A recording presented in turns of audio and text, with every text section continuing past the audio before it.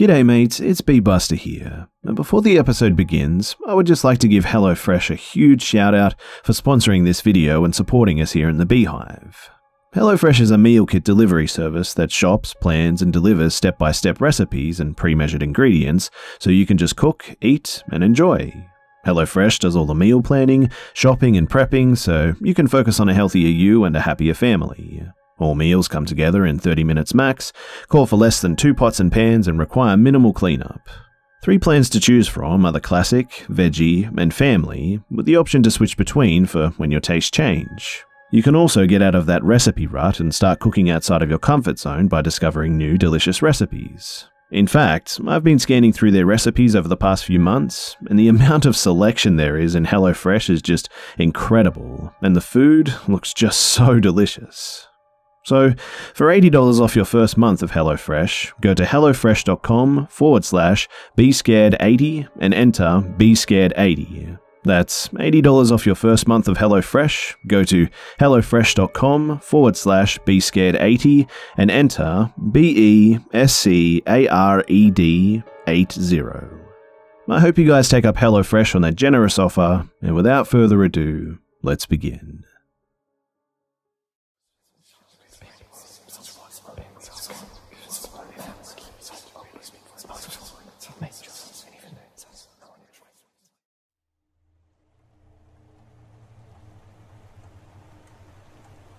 I was up late one night. My anxiety and I were battling all day, and the loneliness of the night just made it stronger. It was about 2 a.m. and I was trying to chill in the kitchen, eating an apple and some sort of crackers or something. When I was done, I turned off the lights in the house, double-checked the house was locked up, then went to my room and laid down with my dog.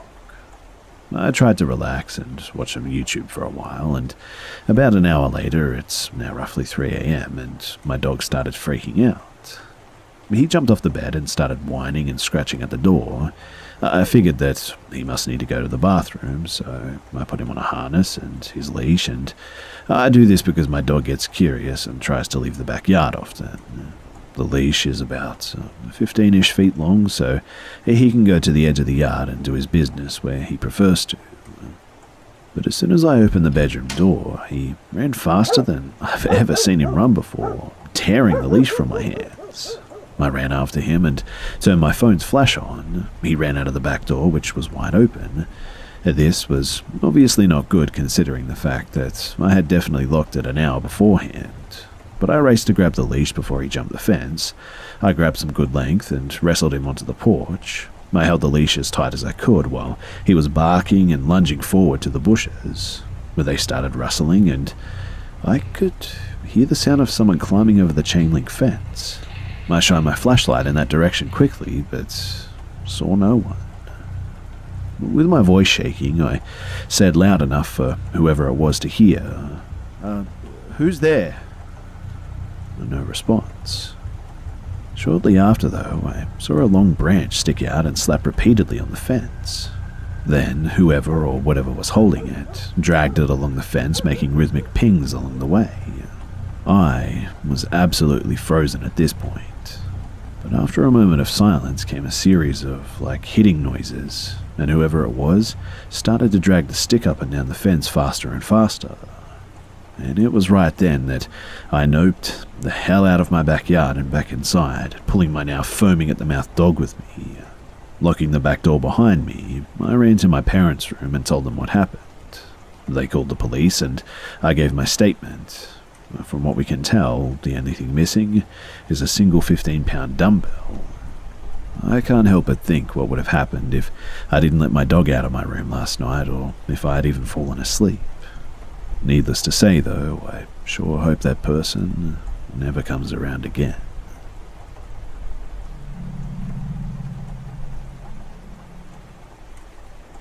Only my mum ever believed me about this, and unfortunately she's no longer alive, so I can't ask her for any more details than what I've been told while growing up. My dad also just never wants to talk about what happened. So I used to live in this rented house near an appliance store from birth up until I was about 6 years old. I'm 24 now and out of the military, and that tells you how long it's been. Since it was a small house and I was the younger sibling, and my dad worked nights, I ended up sleeping in my parents' room until we moved out. It should be noted too that one side of my bed was against a wall and the other was facing the doorway. So I remember having this Cookie Monster plush that I was obsessed with and would never go to sleep without it. If my mother ever tucked me in without it, I would throw an absolute tantrum until I had my best friend. But things started to change when I was about to turn 4 though. My mum would wake up and notice that I would be sleeping without the plush and that it would be under my bed. Not thinking much of it, she would just put it back in my bed and let me continue sleeping. This kept going on for a couple of weeks until my mum finally decided to ask me about why Cookie Monster would always be under my bed when she would wake up. I actually remember saying something along the lines of, "He's my friend and he talks to me and likes to walk around at night," or something to that effect. From my perspective, I knew I was talking to Cookie Monster because I could see his eyes. You know how he has those kind of big white eyes that stick out? Well, as a kid, I always thought of them. He would talk to me at night and help me go back to sleep when I was scared. My mum played it off as my overactive child's imagination, but it slowly was about to get much worse. So over the course of the next couple of months, I would have these night terrors. And no, not simple nightmares. I'm talking about full-blown night terrors, so bad to the point that I would stiffen up and do nothing but scream as my mum tried to rock me back to sleep. This went on for almost every single night, in fact. They were so scarring on younger me that to this day I remember what they were about. I would be laying in my bed at night when my Cookie Monster plush would come to life, drag me out of my bed and pull me under to eat me. In fact, I never stopped having these dreams until I was about 14. That's how scarring they were. About a year from moving out of the house, though, and into a better place, my mum would learn the truth behind the whole ordeal. She woke up to some noises one night and heard me out in the living room talking to Cookie Monster. Now, you might be expecting that I'm going to say that she saw me talking to the plush, but you're wrong. You might even expect me to say that I was laying in my bed and only the plush was out in the other room, but again, you're wrong. And reality is much, much scarier than any fictional story. What she saw instead is much worse than any paranormal activity crap that you could ever see in any movie theater. Because instead of a possessed doll, she saw me standing there, talking to the dark. My mum instinctively turned on the light, and as soon as she did, 2 old guys went running out of the now wide-open front door. The only thing I remember from that night was my mum holding on to me for dear life as my dad and the police rushed into the house. The thing that scares me to this day is not the fact that I was talking to 2 random strangers that night, but what scares me is that I was talking to these people for months without even knowing it. I was talking to people who were constantly breaking into my house every night. That they were breaking in for months without kidnapping me or stealing anything from us. What terrifies me the most is that, to this day, I still have no idea what they ever planned to do to me.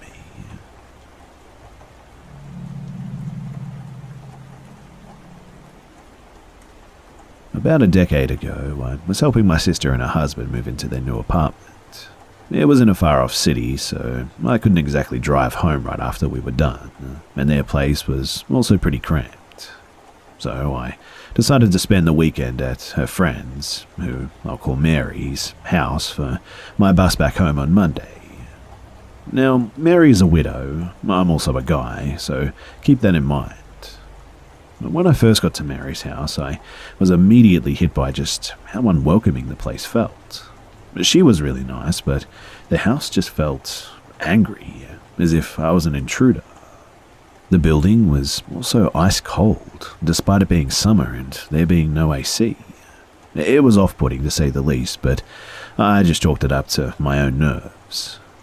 Mary starts to show me around the house, but a feeling of just profound unease begins to steadily creep upon me, starting right in my gut. Something is seriously off about this place, but I don't know what exactly. One room was her husband's study, and it looked completely untouched since I was guessing that it was the time of his death. Files, books, computer and a keyboard, pens and pencils, and even an old coffee mug. All of it was covered in some serious dust too. The room didn't look exactly ominous, but it was certainly bizarre. So, she finally leads me to the guest room and I start to get ready to turn in. It's about 11 p.m. I leave the one luggage bag that I bought on the floor, change into my pajamas, lay in bed and I try to get to sleep. A few hours later, at about 1 or 1:30 I think, I wake up to what sounds like footsteps. I don't worry too much, thinking that it's probably Mary on her way to the bathroom or something. But then, something just hits me like a brick. These footsteps are just far too deep and far too loud to belong to Mary. They sound like the footsteps of a really big guy. Now, I'm sweating bullets, but all I can really do is stay still and try to go back to sleep. But for a good while, all I can hear is the steady pacing of a large man just outside the door. And I swear to you that at some moments, it felt like whatever the hell was there was just walking right into the room.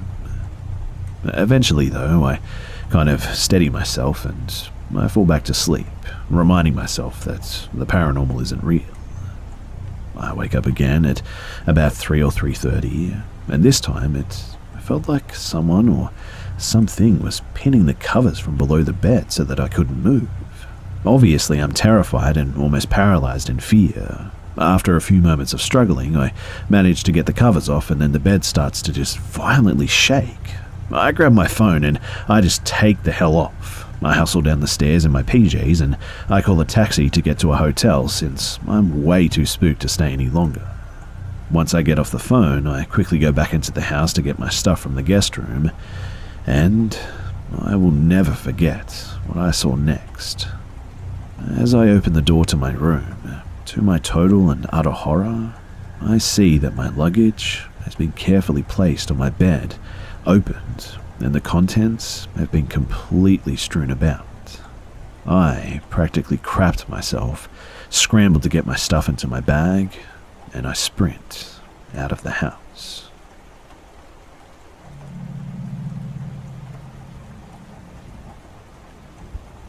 My dad told me this story on a long car ride once, and it's been on my mind ever since.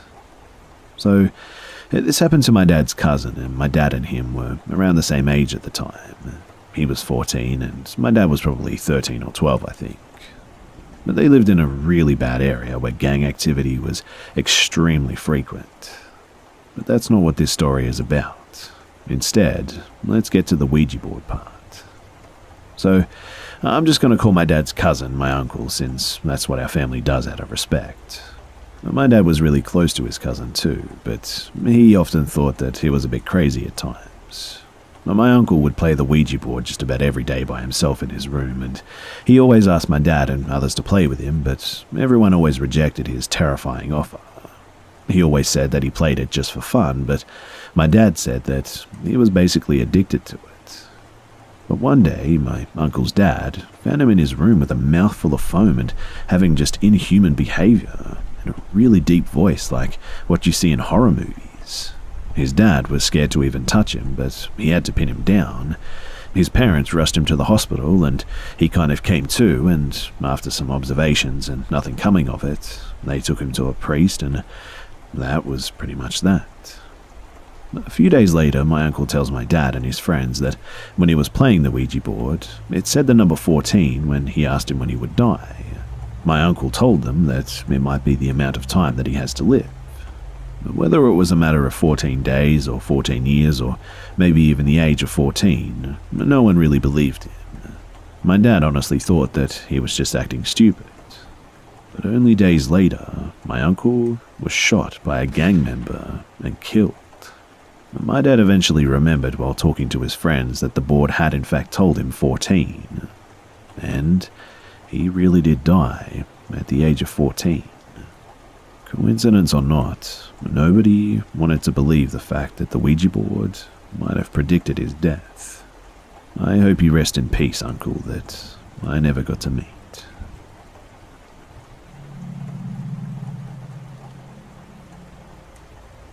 Now, one ever believes me when I tell them this except the few people that are involved. But my dad thinks that we're just too imaginative, even though my mum and I will tell the exact same stories at different times, never having talked to each other. But anyway, here's what I have to contribute. So my story starts when I was roughly 8. My parents bought an old farmhouse that's over 100 years old. We found newspaper clippings in the wall when they renovated it from 1864. I had 2 brothers at the time, and we were all outside playing, and they had a tendency to pick on me. So I decided that I was done putting up with it, and went into the house to tattle, as year-olds do. I yelled several times for my mum, and finally got back, "What is it, dear?" Not seeing her though, I yell, "Where are you?" Again, I hear a voice. "I'm over here, dear." But I don't see her, and I call out again. This repeats about 4 times, and as I get closer and the voice gets louder, I pass by a window and glanced out to see my mum and dad out in the distance working on a tractor. My heart instantly jumped into my throat and I book it outside. My brothers are exactly where they were when I went in, so I know it wasn't one of them messing with me too. Throughout the years, I hear voices and TVs and strange noises constantly throughout the house, but just assume that I'm hearing things move up a bit to me being about 17. Parents left town for a few days, and I had some friends come over one night. The night starts off normal, and we play some video games, and all is well. The 2 of my friends need to use the bathroom at one stage, so one goes downstairs and one stays upstairs since there's 2 bathrooms in the house. The first friend comes back from the bathroom and says, Yeah, really funny guys," to the 3 of us that are in the room. We obviously have no idea what he's talking about. He said, "Banging on the door and making weird sounds while I'm taking a piss? So funny guys." We're all genuinely confused though, as we honestly haven't moved. He doesn't believe us, but sits down and rejoins the group. And now the second friend comes back from downstairs and has a similar complaint. He says that we were bouncing a ball, shuffling things around, laughing outside the door, and heard us run off when the toilet flushed. We again are confused, especially since there weren't enough of us to mess with both of them at the same time. The conversation kind of drops, but neither of them seem convinced that we did nothing. A couple of years go by though, and for some reason the conversation comes up again. We deny it, but they obviously don't believe it. Eventually, that turns into jokes about ghosts and how we disturbed them when the house was remodeled. I was about 13 when we started remodeling, I think. The jokes continue, and someone said, "Oh, come on now. You can't really believe that ghosts exist, right?" And everyone is like, "No, they probably don't." When on the other side of the room is a single-fold closet door, and right as we said that, this door explodes open so violently that the folds slam together and bounce almost back shut. We immediately end that conversation, flip every light in the house on, and no one dared to touch that door. The next day, I wanted to make sure something didn't fall, but as I opened the door, there's nothing to close the door and nothing big enough that could have even fallen to slam the door open. Moving forward though to me being about 20 and telling my mum of the weird things that I witnessed, she tells me, "Oh, yeah, I know there's at least a family of 3 that I know of. 2 little boys, one always bouncing a ball or something, and the other giggles a lot, and an old man too, I think." And mind you, I hadn't even got to that part of my story yet. G'day mates, it's Busta here again, and I just wanted to catch you guys quickly to fill you in on a fantastic podcast that I found recently. And since you guys enjoy my channel so much, I thought that I would share it with you to go and check out yourselves. So, you've heard of haunted houses, haunted cemeteries, and haunted islands even, but do you know how a normal place can become a paranormal minefield? Every haunted place on Earth has a frightening and real backstory, and every week the Parcast original, Haunted Places, will take you on an audio tour of a different spooky landmark. Using the tone of a campfire story, Haunted Places explores the spooky legends, weird histories, and ominous tales of the supernatural. Haunted Places delves into detailed stories of death and neglect and unresolved fates that linger in the fabrics of these eerie locales. I'm actually looking forward to the upcoming episodes on the Chelsea Hotel, known for having more than a few ghostly occupants, and the White House, which is haunted by the ghosts of former presidents. So all you have to do to find them is search for and subscribe to Haunted Places on Spotify or wherever you listen to podcasts. Again, search Haunted Places or visit parcast.com/haunted to listen now. I do hope you guys go and check out their podcast, and without further ado, here's the rest of the episode.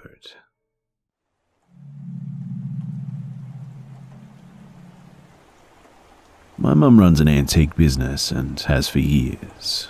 I've worked with her on various occasions, often changing between working the shop with her and doing construction with my dad. For a while, she ran her business a few towns over with my best friend's dad, and the business was okay, but didn't make enough to support both of them. And well, a few years back, she sold her ownership to him, and just boxed up some of her things from the shop to bring home with her. My dad, however, surprised her and rented her a building in our hometown so that she could run her own shop. She quickly bought everything there and began unpacking. Now, while unpacking, I found an old Ouija board from an estate sale that she had bought out. I showed her.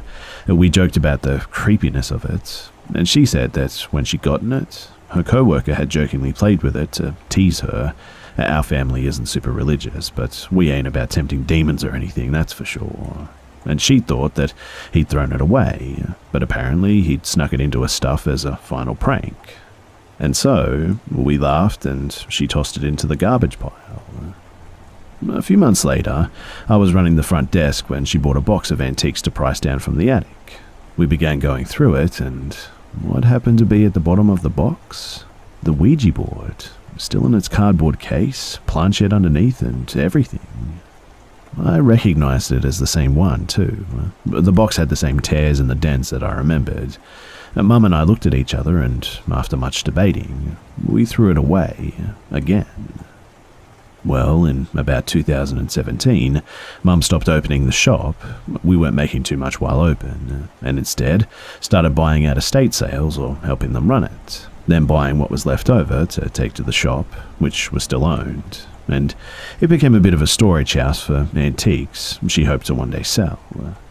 This last week, May 20th I believe, she asked me to help buckle down the clear-out damaged junk from the shop. We began going through boxes and boxes of stuff and moving them to a trailer to take to a garage sale location. As I was shuffling a box through to the back area to load it, I heard my mother shout, "No effing way!" I thought at first that maybe she'd been bitten by a spider or found something valuable, so I set the box down and rushed back to her to see what was going on. And what I saw sent a chill down my spine. In the back room where she was, the back wall was lined with shelves and there were clothing racks and boxes of clothes stacked in front of it. After moving the boxes, the shelves were clear in view. Most were cluttered with knickknacks or such, but on the bottom shelf, centered and all alone, there sat a familiar board game-sized cardboard box.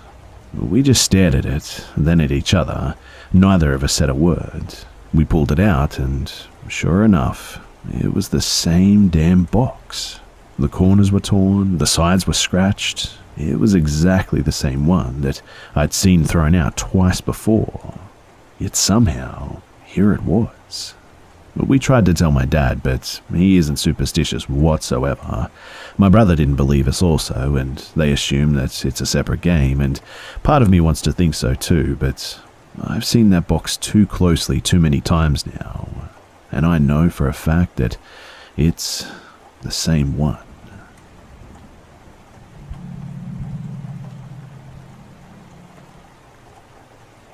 So I was living with a few of my friends a year and a half ago. We're all pretty religious. At least two of us work in religion. We were talking about how we didn't believe in ghosts or demons, at least in the sense that we couldn't see them if they were real. We started talking about how if we saw one, though, that it would change our perspective entirely. And so I said out loud, "If something is here, I wish you would just show us." 2 nights later, I'm sound asleep and I have the most vivid and brutal nightmare that I've ever had. A long story short, I was in my childhood house, we were getting robbed, and the robber shot my father. Only it was me. I was the robber. My father and I had a very strange relationship, and the detail of the shooting woke me up in tears. I mean, I was absolutely sobbing. And then I looked at the foot of my bed and I saw a man sitting on his heels just staring at me. He looked like he was 80 years old but never hit puberty. That's as best as I can describe it. His face looked kind, but his eyes looked just so wicked that it struck terror into my soul. He also almost looked curious, but morbidly so. He was wearing clothes that looked like he was a newspaper salesman from the 1890s in New York or something. I only saw him for a split second, and then he was gone. But the wild thing of all of this, too, is that I got all of that detail in just a split second, like he wanted me to remember him or something. But here's the crazy part. So, I was pretty spooked, right? I went into our living room and watched YouTube and some Twitch streams for a bit until I convinced myself that I was just half asleep and still spooked. I lay back in bed, and the moment my head hits the pillow, my roommate sits straight up in bed, still asleep, points at the foot of my bed and says, "My name, who is that?" And at this point, I literally lost my damn mind, and I drove home at 3 a.m. and told my parents through tears that I wanted to stay home until summer. I stayed home for a week or so and then went back, and my roommate started having night terrors after that, but we moved soon after.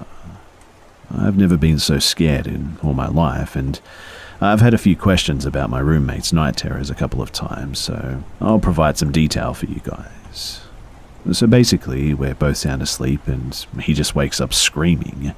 And I don't mean yelling, I mean absolutely screaming at the top of his lungs. If I had to compare it to something, it sounded like an animal in pain. For those of you who have been hunting before, he sounded like a deer screaming after being shot. I got down on the floor, he just slept on the mattress, and tried to calm him down, but we locked eyes and he started to try to climb over me, still screaming. He looked afraid, absolutely terrified, and after 2 or 3 minutes, he just stopped all of a sudden, started mumbling, and went back to sleep. I was holding his hands, and our fingers were locked, like when you wrestle a bit, and I had bruises the next day because of just how hard he'd squeezed. The next morning, I asked if he remembered waking up screaming, and he said no, but I had a crazy dream. You got down from your bed and started attacking me, but you were covered in this black sludge, like a face was melting off, but it was this kind of tar-like glue that smelled like decay. After that, 2 of my other roommates and I got together and prayed in our room, and nothing quite as bad has happened after that. Some other less entertaining stuff happened, like couches being stripped of their cushions and things spilling in the middle of the night. At one time, a bottle of wine just exploded out of nowhere, scared us to death, but all of these could just be related to something else, I suppose. To be clear too, I'm a seminary student and I work in ministry for high school students. Not exactly a youth pastor, but sort of. I don't believe in spiritual healings or pretty much anything like that. I'm much more naturalistic about my beliefs, but these things really did happen. Whether it was a hallucination or general spiritual thing, I have no idea. But I'll tell you one thing, I really don't like to think about it.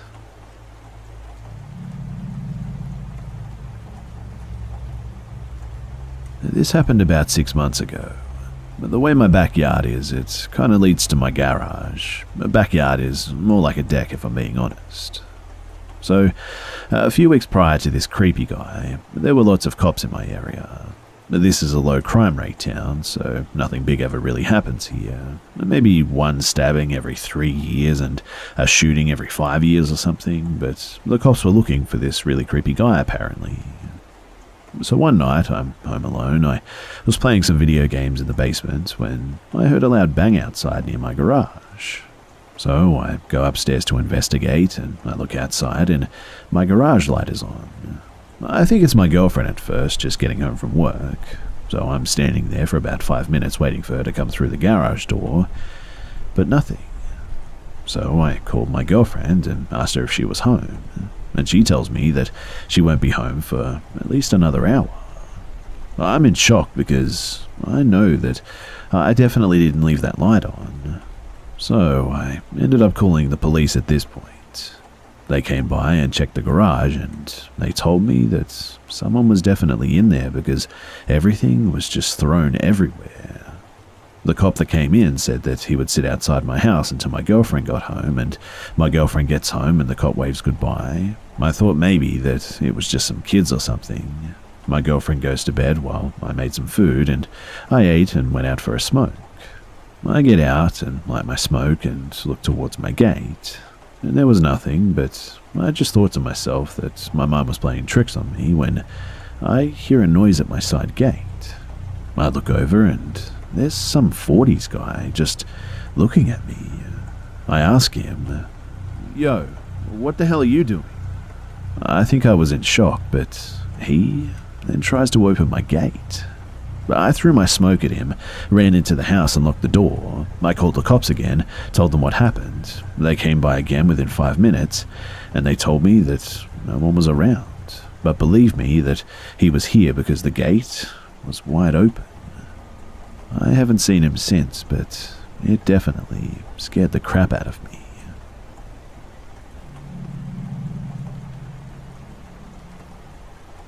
So I live in Russia, and my encounter happened around a year ago in February. I was walking by the embankment at about 10 p.m. It was already getting dark and nobody was around. There's a road which has 3 levels, a big street, then it goes down to a smaller one, and finally the embankments that turn into the small path through thick snow.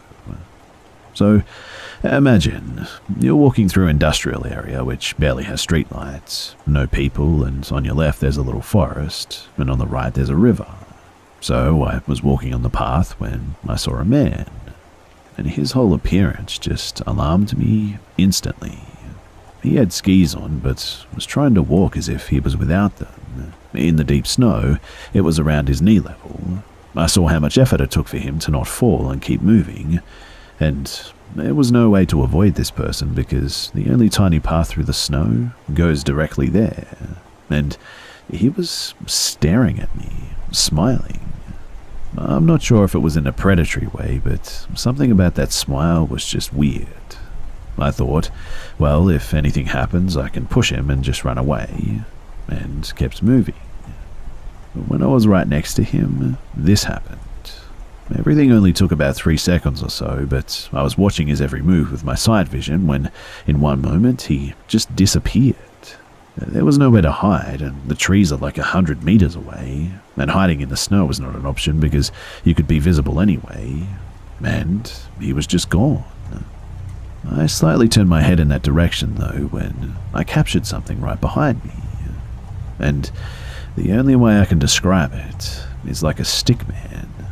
It was absolutely black, around my height, maybe a little taller, at 190 or so, and very thin but with a big head, no neck at all. It was standing in a very threatening position with its arms set apart like an animal preparing to attack.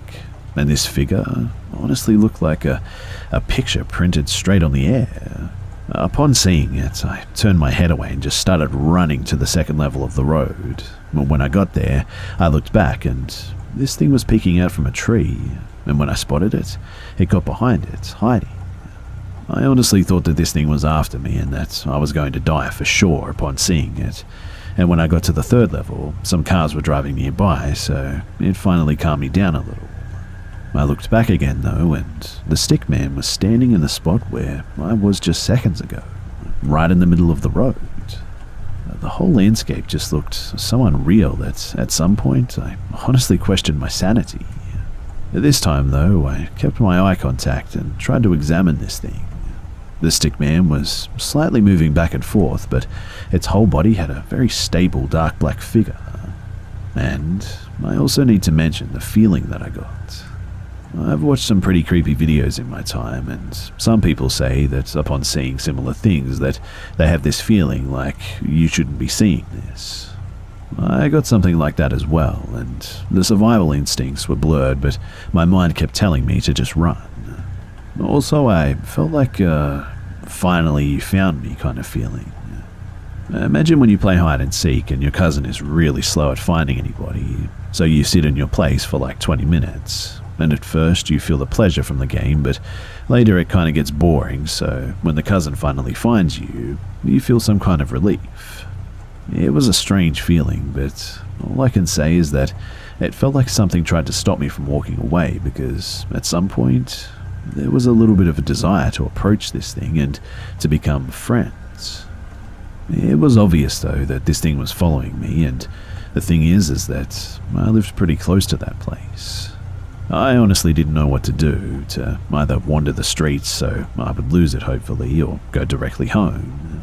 But this thing would know where I lived if I did that, so I decided to run safely and immediately without looking back. And yeah, that was the end of it. After a while, I lost sight of it, and I did a few more turns and whatnot, and then I just went home.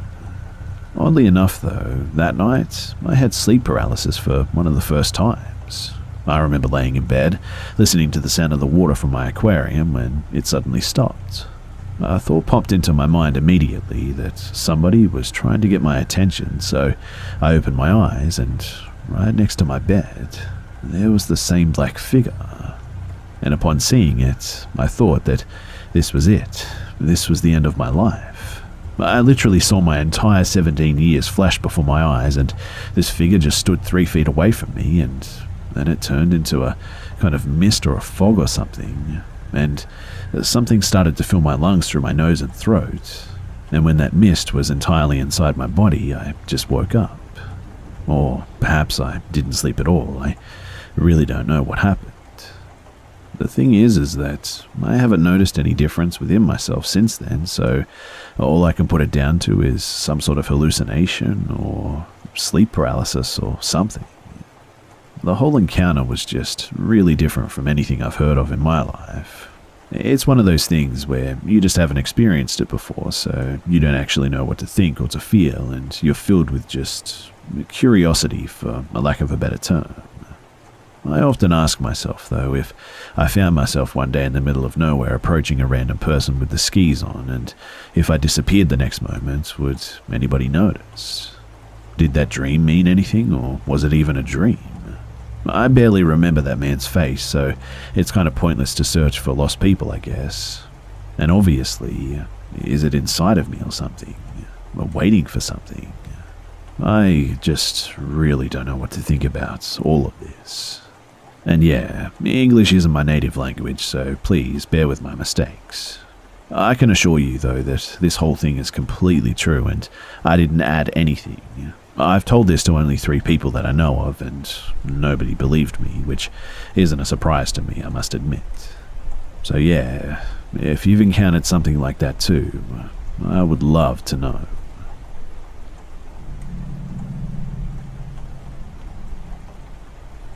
This happened when I was 16, visiting my grandma, who lives in a small town in Poland.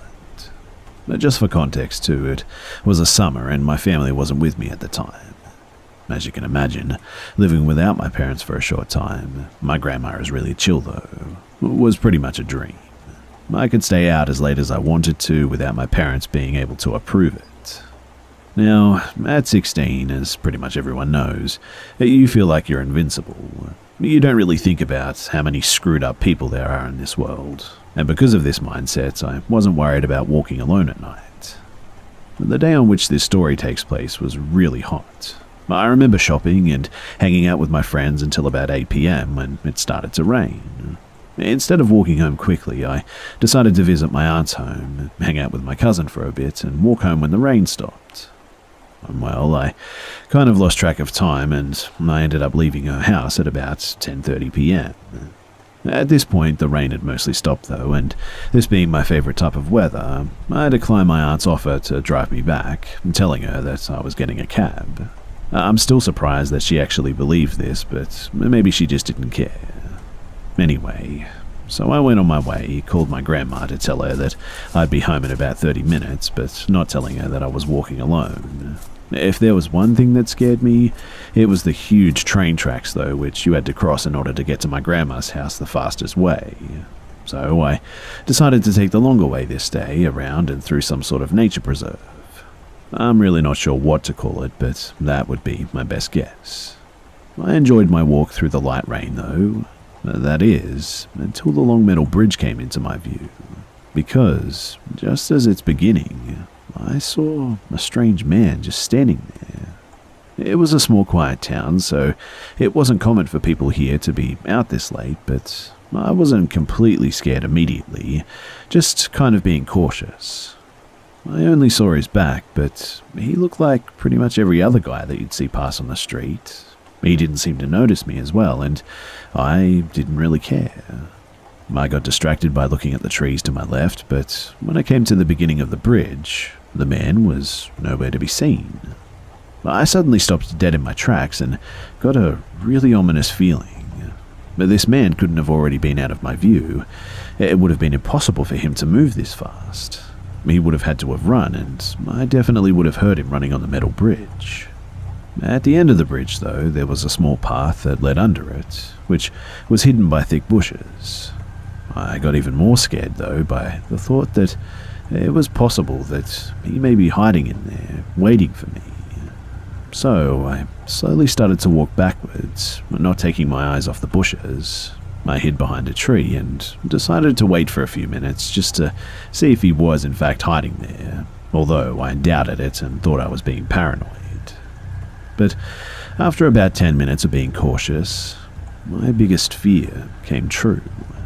Suddenly, the man emerged from the bushes, looking in my direction, and he was holding something big and shiny, and I could just make out in the dark that it was definitely a rather large knife. My mind started racing with 1,000 questions. How did he see me? Why didn't I see the knife before? Where was he hiding it? When he suddenly started to run in my direction. Luckily, he didn't see me though, and he ran straight past me, hiding behind this tree, and I was so relieved. When he was out of sight, I just ran faster than I'd ever run before, not stopping to look behind me, being frightened the whole way back, thinking that he'd somehow find me and do whatever sick thing he had in mind. Luckily though, I arrived home safely, my grandma waiting for me, already mad. I decided not to tell her what happened though, partially not to worry her, but also so that she wouldn't tell my parents about our secret curfew. Looking back on it though, this was one of the stupidest lies that I'd ever told because of what happened a month after this incident. 2 teenage girls about my age were stabbed dozens of times by this bridge. One body was found about 30 meters from it, the other one was thrown into a nearby river. And to this day, nobody knows who did it. But I'm pretty sure that it was the same man who I encountered. I was too scared to come out and tell anyone about what happened, but I just can't help but feel that those 2 girls would be alive today if it wasn't for my stupidity.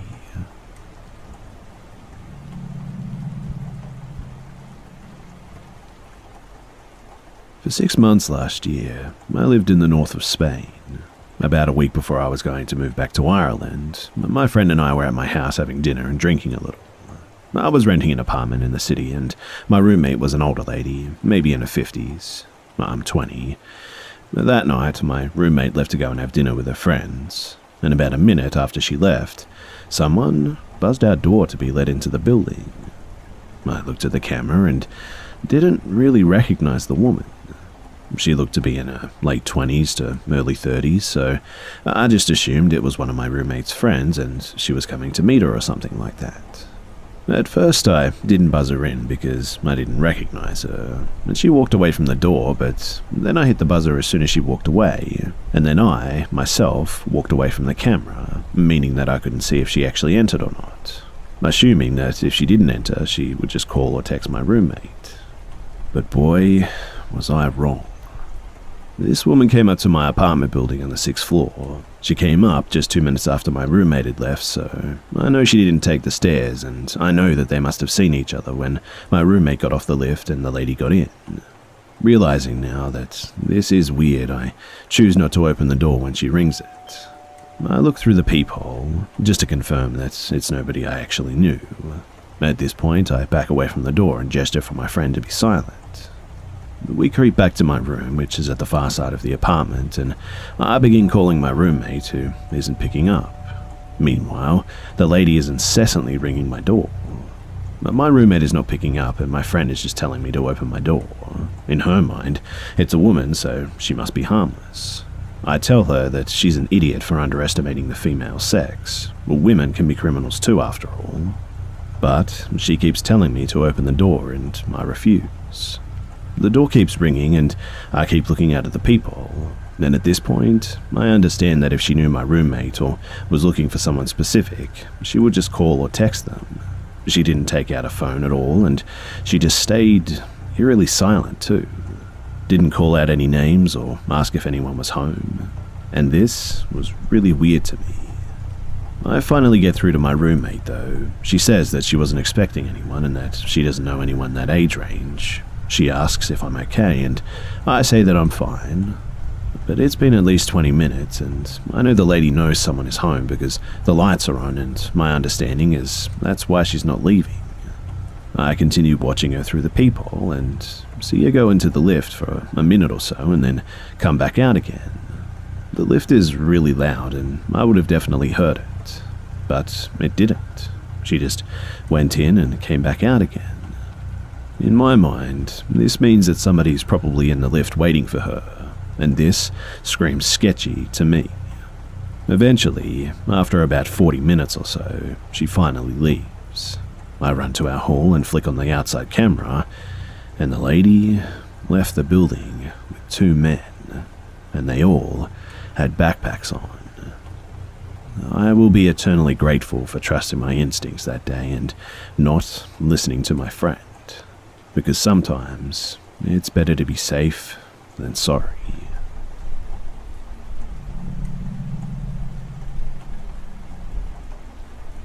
So this story begins when I was probably 15 or 16, I'd say. Me and my friends were riding around bored as we live in a small undeveloped city with nothing for younger kids to do except get into trouble basically. So we went to the backwoods part of town and was going to pick up one of our friends. We pulled up and he didn't come outside, but he was in his dad's shed. And as we went into the shed, he was with 3 other guys from school that we weren't really that close to. They were kind of like one of those friends who you just cross social classes with or something. But one of the guys had actually brought a Ouija board with him and they were playing around with it with no luck.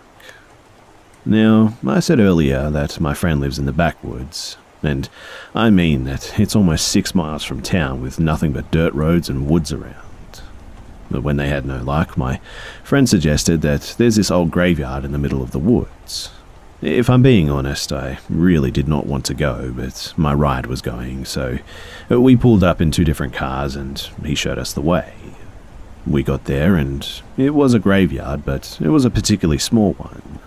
So we set it on a headstone, but nothing really happened. So at this point, we were all pretty convinced that the whole thing was just a crock. But to not make this trip a waste, he pulled out some smokes. I didn't smoke, but I was drinking, and after a while, everyone was pretty buzzed, sitting in the middle of a graveyard. I had maybe 4 beers by now and went to go and piss. It was dark out, so I cut my light on my phone and proceeded to a brushed area. Now, when I got to the corner of the graveyard, it was thick and overgrown, so when I saw something beyond the bushes, I was pretty surprised. I called my friends over, and it was the worst rundown building that was still standing that I'd ever seen. It seemed to be some sort of an old church, maybe early 1900s if I had to guess, and it matched the age of the dates on the tombstones. We all stopped talking and started walking through the bushes to reach the front. It was about maybe 550 to 600 square feet if I had to guess. It wasn't big at all, and there were branches in there for sitting and a table, holes in the floor where all you could see was the overgrown grass, and holes in the ceiling and all that sort of stuff. Now, after we got done checking it out, they all suggested that we try the Ouija board in there. As we got into a group and decided to give it a go, they wanted me to ask the questions, so I did. I asked simple questions like, is anyone here? Who are you? And the craziest thing happened. The thing began to move. And we all thought that each other was playing with everyone else, and all asked who was moving it, one at a time, with all of us doubting each other. It went to L, and then to H, and then R, and stopped. With all of us confused, we were sure that it was someone in the group leading it to random things. But then Josh, one of the 3 guys that I said that I wasn't that good of friends with, but knew him, asked out loud, "Are you a woman?" We all waited, and Josh was beside me, and he then got wide-eyed and grabbed my arm and was squeezing as hard as he could. He wouldn't say anything, and I said, "Yo, Josh, what's up, man?" And he just looked off in the distance, and soon after just collapsed and was out cold. Now, I swear to you that I am not making this up. He just literally passed out without any logical reason. And I was looking at him scared, and soon all the light fled from the room as each and every one of them left him in there. I, though, stayed by his side, trying to wake him up. Afraid now, I just tried to tune out my adrenaline, which was telling me to flee as well, but Josh came back too and asked, "What the hell?" I told him immediately, "Let's go," and we ran at the front with my phone, getting smoked out from the surrounding dust in the area. We ran by the graveyard and saw one of our friends, and as we got closer, we noticed that the cars were gone and all of our friends had left us. They left us about 2 miles from our friend's house on a dirt road, and then we stopped, and we both came to the realization that seconds ago, that wasn't our friend who took off in the opposite direction. Nervous now that there was probably somebody else out here with us, we began walking for about a minute, and we saw headlights, and it was our friends, and they asked what happened. Me and Josh got into the vehicle, and we got back to our friend's house. Josh called his dad to pick us up, and me and Josh never did hang out with them again, but instead formed our own friendship without them. And that was the last time that we ever messed around with the Ouija board, that's for sure. So, 6 years later though, a couple of months ago in fact, me and Josh checked out the old place and went by there, and the church was gone, but the graveyard was still there. We walked around and laughed at the fact that this is what made us become best friends, and as we were ready to leave on the way out, we actually found the planchette, and Josh threw it deep into the woods.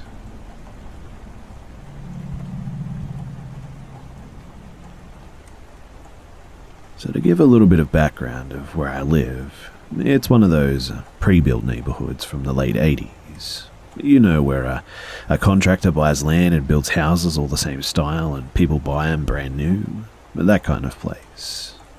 At the time of my first experience, I had been living there for about 3 months, I'd say. I was going to lock my car doors and turn off the old bug light that I had and get ready for bed.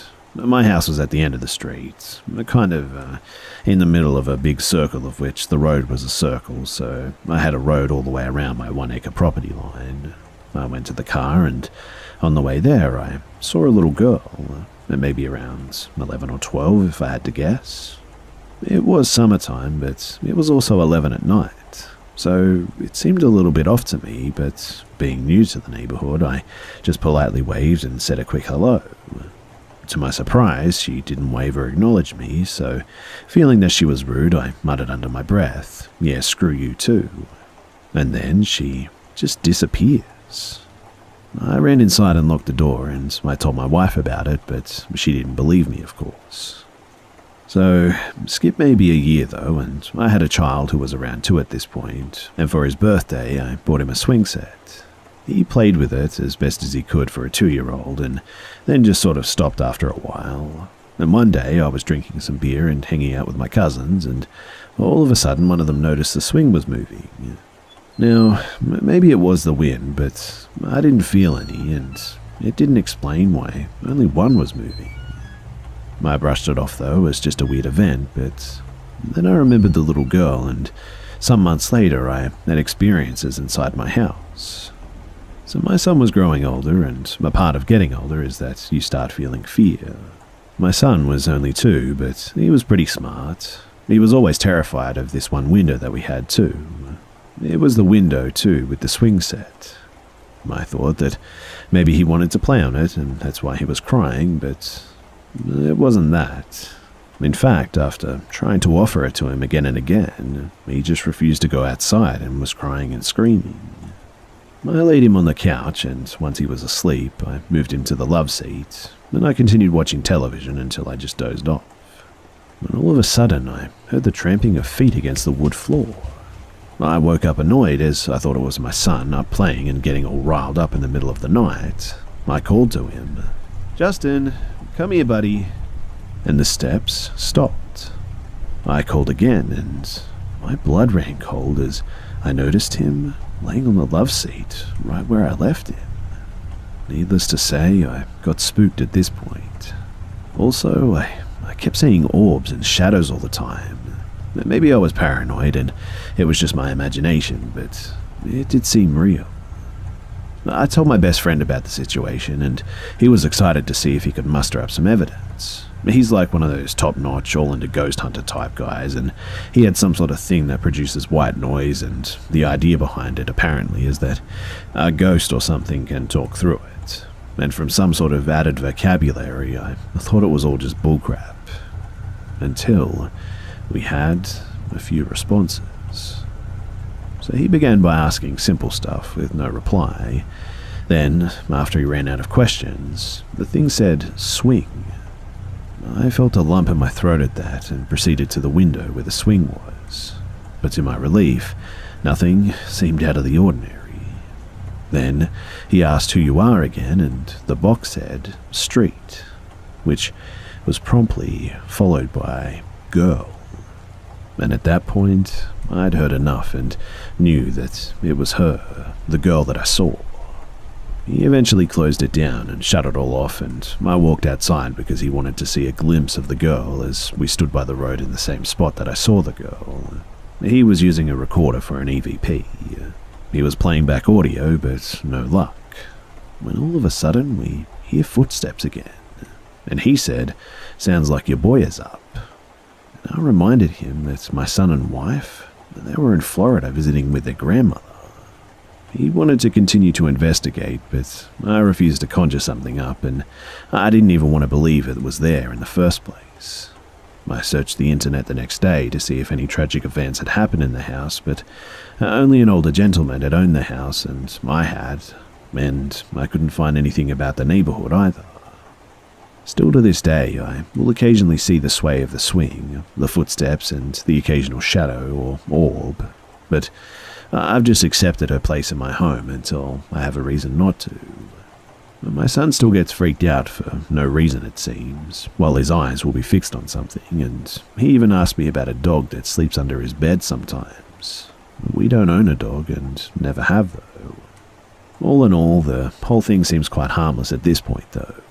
I've experienced paranormal encounters when I was a kid, quite often too, but it all simmered down once I got older, and I have no plans of moving out yet, but if my son continues to be afraid, I assume I have to try something without banishing or killing this thing, if that's even possible, because I don't feel that this thing is sinister or demonic at all, just perhaps a lost soul who feels comfortable with me and my family for some reason, and I can't help but feel sympathetic towards it.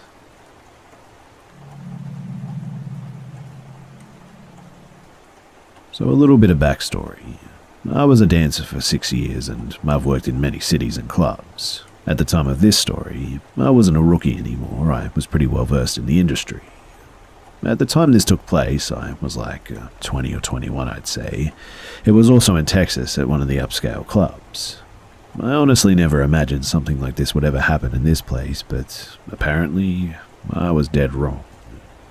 So I started a shift at about 6 p.m. I liked to get there early to meet with some of my regulars before the crowd came in.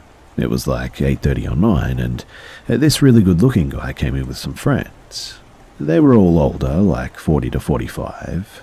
I grabbed some of my hustle friends, and we went and sat with them. It wasn't hard to convince these guys into a VIP room with bottle service, but this is where things got kind of weird. So the guy I was talking to wanted a separate room for just us. I thought that maybe because his friend seemed rowdy and wanting to party hard, that he wanted to have a more relaxed area. I wasn't complaining though, because that meant that I wouldn't have to share my cut of the room, so stupid me saw dollar signs and just went with it. Well, we got 2 bottles of wine, some mixed drinks and shots, and we got settled. Now, a lot of guys that come into clubs like this really want to let loose, and so they brought some illicit substances as well. And these guys had just about everything. I was definitely a party girl at the time too, so yes, I partook in some of these, but I also wasn't stupid. So, at this time, we were all hanging out in one room together. I took a little hit of whatever it was at the back of my hand and continued drinking. After we were all hyped up and ready to party, my guy pulled me into the other room. This guy was like 6'4", I'd say, obviously worked out a lot, and I must admit was also attractive. I, on the other hand, without my heels, was 5'6" and like 120. So I sat down on his lap and I started talking to him and laying down my moves to get him to empty his wallet, basically. And we were having really good conversation, and my bouncers were really good about checking up on the girls in the rooms because they were pretty secluded on the second floor. And after about 20 minutes of talking, something just snapped. And all of a sudden, he literally puts his hands around my neck, lifted me up, and slammed me against the back of the couch. The couch backs were tall and padded, so it wouldn't have been heard on the other side, plus with all the music and whatnot. I was literally frozen in fear. In almost 3 years of dancing, I had never been in this situation. He started calling me names and spit in my face, and his grip around my neck would get tighter and tighter when he would feel me try to take a deep breath like I was going to scream. Luckily, there was also VIP rooms across the large overlook, and a bouncer noticed me kicking and flailing. I faintly remember all of the bouncers running into the room, and they had to pry me out of his hands. When I was finally back sitting on the couch, they had him on the floor and outside the room, and his buddies acted like they didn't even know him. My manager grabbed me and carried me like a baby to the dressing room, asked if I needed any medical, and I said no, that I just really was shaken up. His buddies talking to my manager and basically gave me guilt money for that happening, and apparently he was going through some sort of divorce or something and just snapped on me instead of his ex. If that one bouncer hadn't have seen me when he did, I don't know what would have happened to me that night, and I try not to think about it too much these days.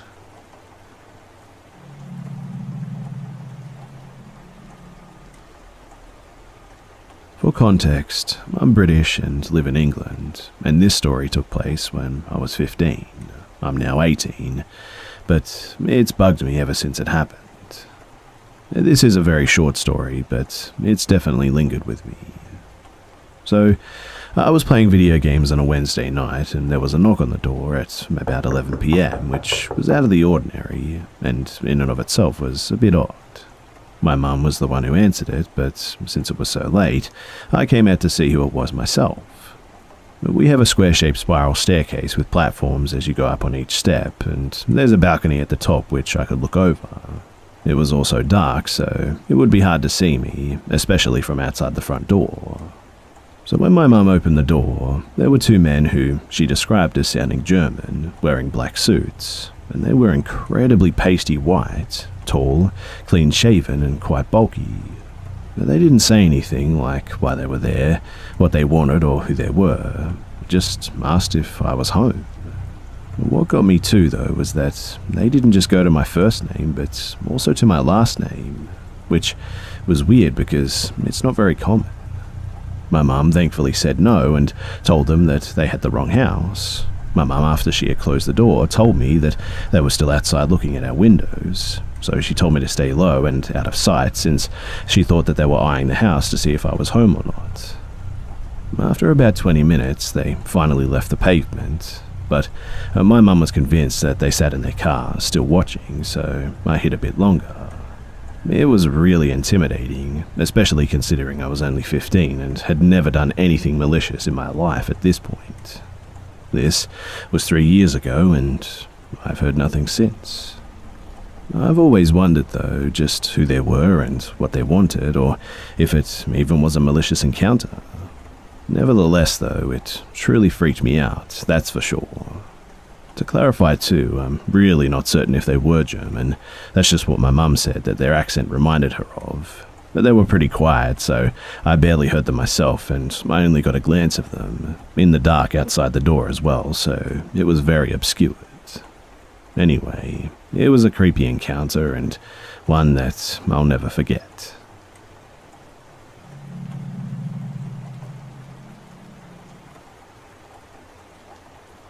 When I went to view our future home, the energy in it was fine. 0 spook level, but after moving in, I began hearing my husband arrive home from work, only to be met with an empty house.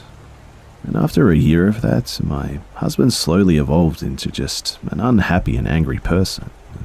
For 8 years, I viewed it logically, and during that time, multiple occurrences, spanning through those 8 years, caused me just extreme and emotional distress. I see a psychiatrist, forced him to make sure that I wasn't suffering from psychosis. He's a fellow Catholic and encouraged me to have the home blessed. I was embarrassed to do so because, well, I hadn't been to Mass or confession for years. But things ranging from blessed and holy objects disappearing for 3 days and reappearing in obvious places to me seeing a devoid of pigment black figure on all fours with its joint bent backwards had occurred. My husband spent the majority of his time in the third, smaller bedroom, which he turned into his office. After a couple of years of him being in the room, it began to make my hair just stand on end. I know that there's probably a totally rational explanation for my feelings and for all of this, but what I'm about to tell you guys just gives me the total creeps. So, I blessed the home with holy water and tricked him into drinking it one night. I didn't seriously expect any results because a part of me just told me that I was simply insane, so why would anything happen? We were about to head to the dock in a box because I had a severe case of bronchitis that just wouldn't clear up. We get in the car and he began behaving in a really odd way. His line of thought was just totally irrational and frightening, to say the least. At one point, I even demanded that he take me back home because I was terrified of being in the car with him.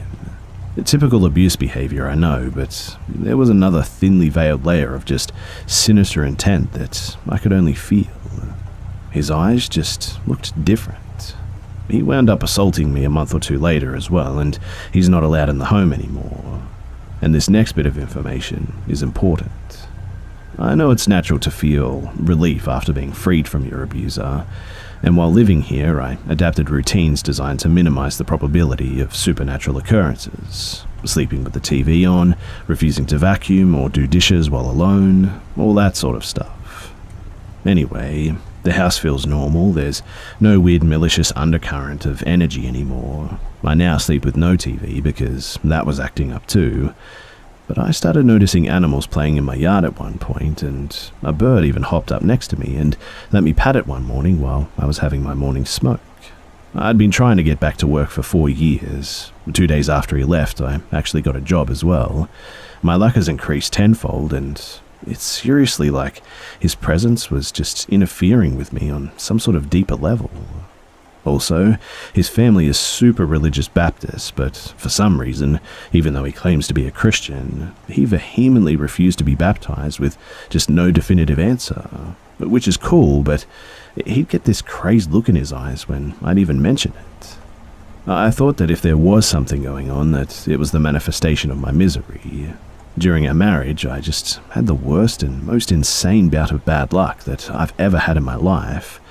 But since he's been gone, I'm benefiting in logical ways, but it feels deeper, if that makes sense. I try not to think about all of this for too long because, well, it bothers me and makes me concerned about my mental health or if there actually is something spiritual coming after me. I don't view my husband as evil. I think it's likely that he has a joy-sucking parasite attached to him or something. Maybe I was the parasite. I don't know, but I sure know that it made him unhappy.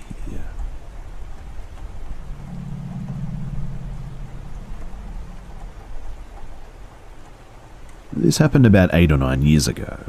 For reference, the house that I was living in was 2 stories with all the bedrooms upstairs. My room and the one adjacent to that one are across the walkway where you can see into the living room downstairs. My room itself was arranged where my bed was perpendicular to the door across the room. I also had a small nightstand between my bed and the wall opposite the door as well. So, it all started when I had a nightmare where a grudge-looking girl was in my room and left. I followed after her, but she disappeared. I looked over the walkway balcony to see that she was standing downstairs now. I get creeped out and run straight back into my bed with my covers over my head. I turn away from the door, feeling safe after a few minutes. I begin to move my blanket down, and I am horrifiedly greeted to a large floating eye. Now, it still had the skin that goes over the eyeball, but it was just kind of suspended in the air. It had to have been 2 times the size of a normal eye. I freaked out again and finally wake up. All of this felt so real that the only thing that made me realize that it was a dream was that I had woken up facing the other side of the room. I think I would have opted to sleep in my parents' room for a few days had this not been the case as well. So fast forward a few days, I'm getting settled into bed, taking off my glasses and getting adjusted. I'm facing the wall opposite the door when I start seeing something oddly coloured against my very pink wall. Mind you, I'm actually quite blind, so I couldn't make out what it was at first. I thought it was just some sort of eye booger or mega floater in my eye or something, so I rubbed my eyes to make it go away. I looked around a bit to see if the floater would follow, but it didn't. And for some reason, I couldn't keep my eye from not staring at this blob. Maybe because I was curious and still trying to figure out what it exactly was, it didn't occur to me at this point that it was something that wasn't in my eye. I even rechecked if I was really so blind at that point that I couldn't discern what something that close up was. It was probably a feet or a foot and a half away or something. But that was when it started taking shape.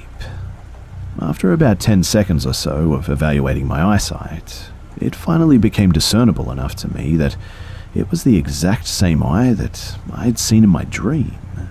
I didn't believe it at first, still thinking it was a floater or something more explainable, but I looked around again, just to be stared down by this eye at the exact same place that I had taken my eyes off of momentarily.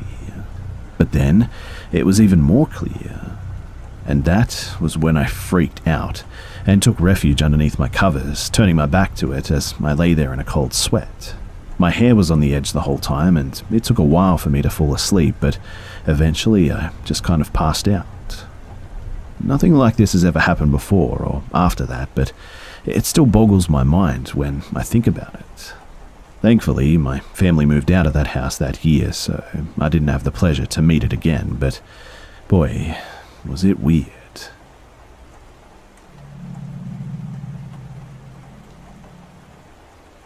I've come to the conclusion that I'm just a magnet for creepy encounters, crazies, and potentially dangerous situations, probably because I can be incredibly naive.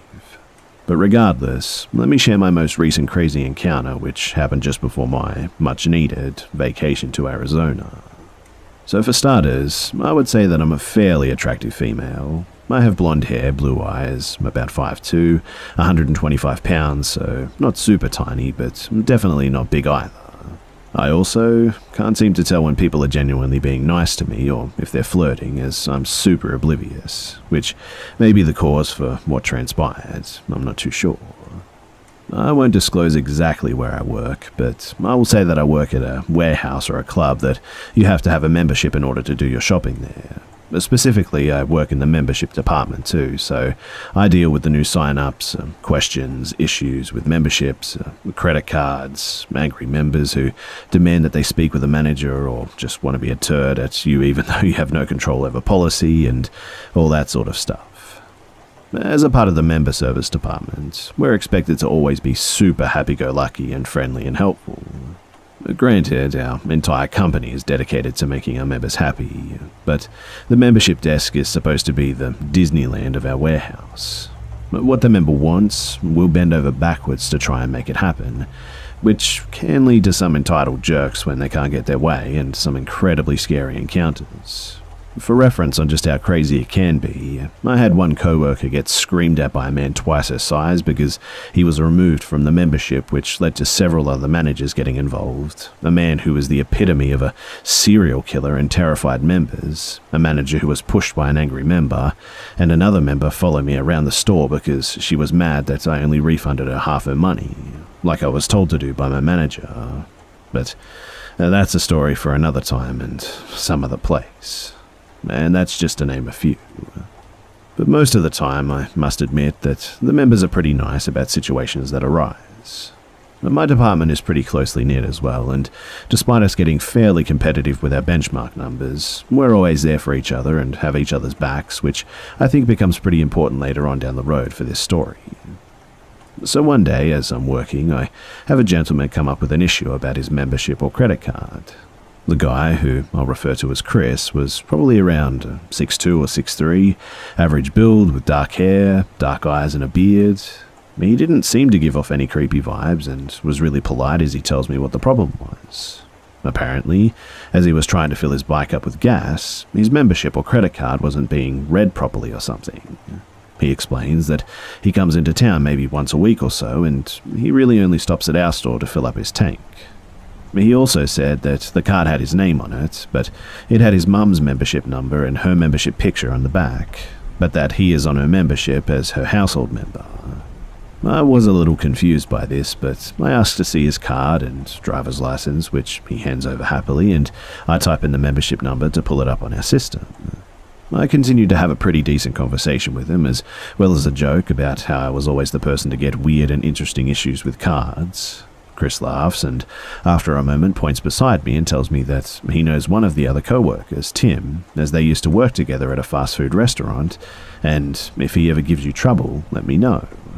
I just laugh and kind of brush it off, thinking it's just some sort of inside joke between Tim and Chris, and continue to search through the membership. Turns out, Chris isn't anywhere on the membership, nor does it appear as though he was ever on the membership or on any other memberships either. Pretty weird stuff, so I call over a supervisor and show her the system and explain the situation to her, all the while continue to crack jokes and have friendly banter with Chris while he waits. She says that his best bet would be to call the credit card company we're partnered with and figure out what happened to put his name on the credit card tied to his mum's membership. He says that he can do that, and then asks if there's any way that he can still get gas. The supervisor says sure and tells me to tell the gas station to let the attendant know that Chris was coming down and that he'd need help to get the gas and whatnot. I tell the attendant when he answers the phone that Chris would be coming down with a motorcycle to get gas, briefly tell him too what happened with his membership, and then let the attendant know that he's okay to get gas today, he just needs help getting it. The attendant says okay, and I hang up, and Chris thanks me after telling me that my name was very beautiful and unique. I thank him, tell him to have a good day, and then he leaves. And I figured that was that, right? Wrong. Fast forward a couple of days, and I'm closing the membership desk with Tim, and I'm not entirely sure how we got into the topic, but Chris comes up in our conversation. Tim asks me if I remember Chris, and after a little description I say, "Oh yeah, Chris, the guy with the really weird situation with the credit card and his mum's membership, right?" Tim says yeah, and tells me that something had made me uncomfortable. When he went outside for his break an hour or so after Chris had supposedly left, he ran into Chris hanging out by the front entrance. He says that Chris flagged him down, and after sharing some brief pleasantries, Chris starts acting a little twitchy or nervous and says, "Hey, you remember that girl who was helping me with my credit card? What was her name again? Anyway, she's cute, and is she single? I think she's got a thing for me, and I wanted to ask her out." Tim immediately tells him that no, I am not single, and that I'm just really nice, and that he probably misconstrued my friendly demeanor for something more. Tim then goes on to tell me that after he told Chris that I wasn't single, Chris became just visibly upset, muttered something under his breath, and stormed off. Tim also told me, "Yeah, even if you were single, I still would have told him that you weren't. But he really doesn't seem like that good of a guy. I think he's got some issues or something." Upon hearing this, my first reaction is to laugh nervously and brush off what Tim had just said as just a weird reaction, but on the inside, I must admit that I was freaking out a bit. I've read too many stories and have watched too many crime shows to not think the worst, and I've had my fair share of insane encounters over the years to always be on edge. But I assure myself that nothing will come out of the situation, and I was just working myself up over nothing really. And it was true, for a few days at least. But cut to Saturday, and one of the busiest days for retail shopping. Membership and refunds are fairly busy, with anywhere between 5 to 15 minute intervals without members to give us downtime to just clean and file paperwork, etc. I'm having a pretty good day, just shooting the breeze with my co-workers and trying to be on top of everything. Since it was a slow period, we were running breaks and our supervisor was doing some office work or something, so it was just me, Addie, Rick, who were filling up the kiosks, and Emmy, who was working on the returns that were trickling in. I was having a conversation with Addie and organising the returns when I hear someone yelling at me from behind. Hey, I'm talking to you. Hey! I vaguely recognise the voice, but it's only when I turn around to look at who's shouting at me that I know who it is. And my heart drops in my stomach. Standing in front of me is Chris, who looks really pissed off and dishevelled. He is standing as close to the counter as he can, staring at me with a really menacing look. Hoping maybe that he just needs some help and it's nothing too serious, I plaster on my friendly customer service smile and walk over to the computer closest to where he was standing. I say, "Oh, hi Chris, what can I do for ya? You don't have another weird situation you need me to take a look at, do you?" I force out a laugh at this, but he doesn't even crack a smile. Instead, he points a finger at me, and when he speaks, his voice is super low murmur that only added to the creepiness and menacing factor. You lied to me. By now, Maddie seems to sense my discomfort and stands to the computer next to me, pretending to work on something while listening into the conversation. I tell Chris, "Oh, I'm sorry. What do you mean? Did the bank not figure out the issue or something?" He shakes his head and says that isn't the problem. So I ask him what the problem is, and he says, You're the problem. You led me on." I'm sure my confusion is visible, and Addie and I exchange a glance. She suddenly gestures if she should get a manager, and I subtly tell her no before I turn my attention back to him. I ask what he means by that, and he states that I let him on when I knew that he was flirting with me because I was flirting back despite having a boyfriend, and that it was a real bitch move. I say, "Oh, well, I'm really sorry if I seem that way, but I promise you that I wasn't flirting with you. I was just trying to be polite. I didn't realize that you were flirting with me. I'm really sorry." And he starts to become more upset, pulling at his hair, rubbing his face, and then says, "No, you did know, and you were just pulling me along. I'm not someone to be messed with like that, and you're going to regret messing with me." At this point, Rick had come back from the kiosk, and Addie was quietly filling him in on the situation away from me and Chris so that they wouldn't be overheard. Rick, who's a Navy veteran and a pretty large guy at about 6'1" and heavyset, is watching Chris closely, and when Chris starts to seem threatening, he puts himself into the conversation. Rick asks Chris if there's a problem, but Chris ignores him and continues to berate me while I just stay quiet, too scared to speak. He calls me all sorts of names and then says that I could have had it all if I'd just given him a chance. He continues to tell me that I wasted that chance the moment that I let him on and that I was going to pay for this. Chris then reaches over the counter and tries to grab my arm or slap me or something. But Rick pushes me to the side away from Chris, and Addie is on the radio calling for a supervisor or a manager to please come to the membership desk now.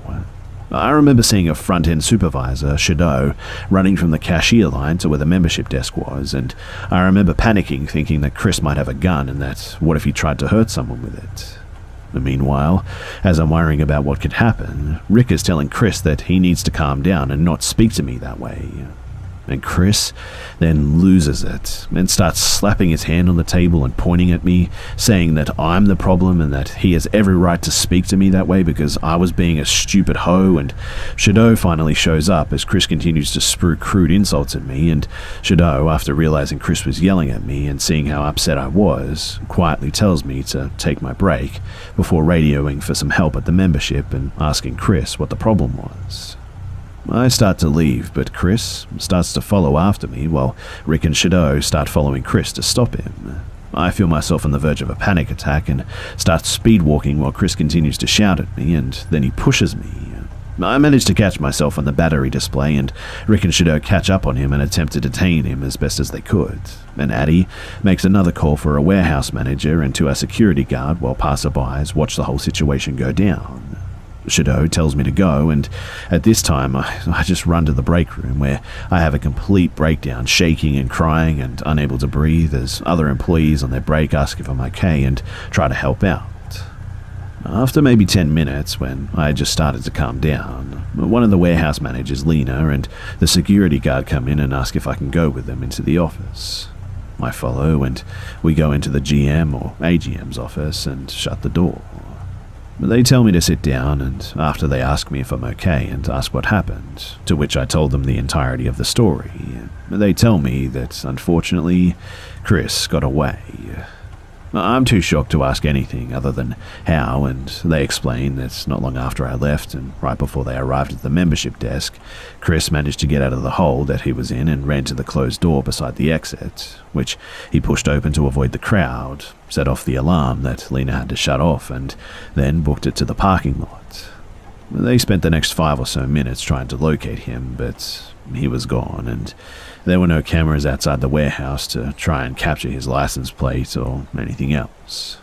And because of his strange membership situation, and because we only had his first name and a description of what he looked like, there was pretty much no way that we could pull him up in the system to notify authorities. Really, the only thing we did have was a grainy video of him being hostile at the desk, following and pushing me, and then assaulting Rick by elbowing them in the face and pushing Shadow back, which wouldn't be difficult since Chris was about a head taller and was larger than the supervisor, to get away.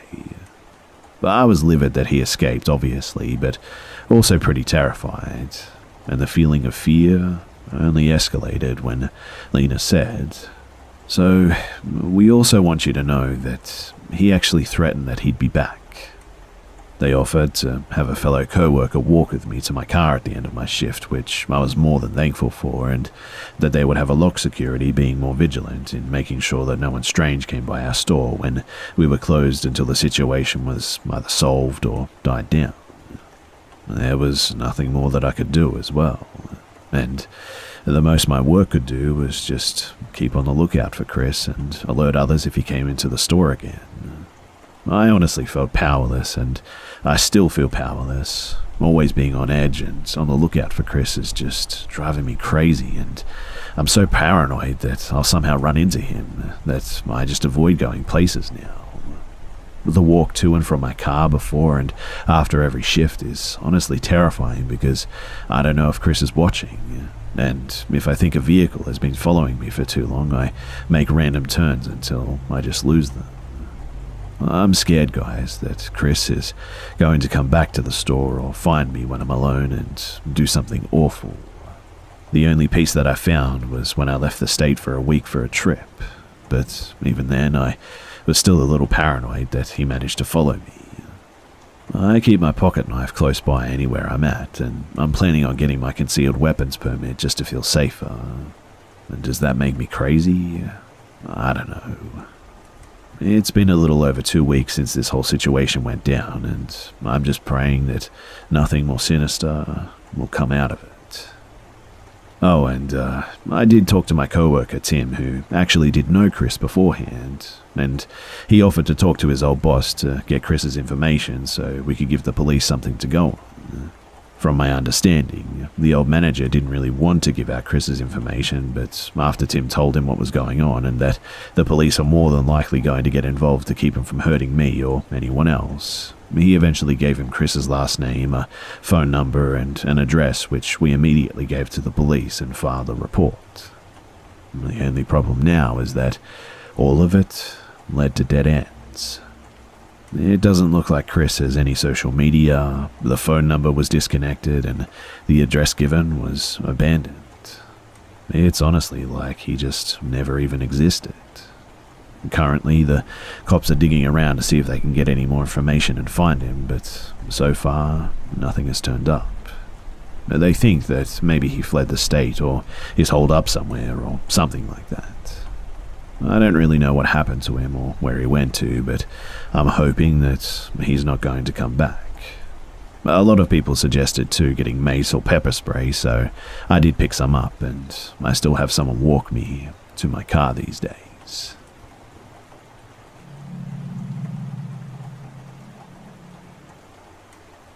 So I've been thinking about spending part of my summer at my grandparents' cottage in the countryside in the north of Spain. They live in a small village where everyone is either a farmer or a shepherd, and nearly everyone is a relative of some degree. It's in a not very densely forested place, surrounded by pastures with patches of pine trees and eucalyptus. Discussing it with my mother, she seemed quite off about it, being worried about me going alone there, even if I've been travelling abroad alone numerous times already. I wanted to hike around the village and its forests and just get some memories from my childhood. And thinking about it, I've realized just how many weird things I've experienced there. As a kid, I used to be on my own a lot. I had very few restrictions. Basically, don't get into the forest and near an old abandoned mill because it supposedly was full of snakes or something. Also, I had to be home before sunset. Quite normal stuff for a kid, yeah, but when those rules were being applied to me as a teen, which I didn't follow, gotta say, my grandma used to freak out when I arrived late or I wandered around. And now I'm getting a bit of a feeling as to why this was the case. Here's a brief summary of the weird stuff that I've experienced there. So first of all, my grandfather used to scare me by saying that there was this huge boar roaming the streets at night and that he would eat me. The boars are an absolute plague here. My grandfather stopped saying anything about that after an incident though, because one night, something started hitting the main door and it was doing it with a lot of strength. I said that it must have been a boar at the time, but my grandfather was just pale and went to grab his shotgun and told my grandmother and me to be quiet. He was really scared, and I gotta say, my grandpa's the guy with the biggest balls that I know. Another day, a few years later, I was wandering in a road that goes through the forest. It wasn't really dense, only pines and ferns and brambles, and I saw something that I thought was a deer move, and kind of look at me. But I can't remember the deer, just a pitch-black silhouette that, if it was a deer, it was deformed and just really off. I tried to follow it, and it was going deeper into the woods. I got disorientated at some point, and the next thing I remember is that I was lying on the road feeling a weird tickling in my stomach. I saw a similar thing once again, but in a near pasture, and again I remember a silhouette, more black, of what looked like a deformed deer. But I remember it staring at me, and a feeling of just being frozen washed over me. Even now it makes me feel really uncomfortable thinking about it, and after that I can't remember any more. The next thing I knew, I was back at home, and it still leaves me with a really bad feeling in my stomach.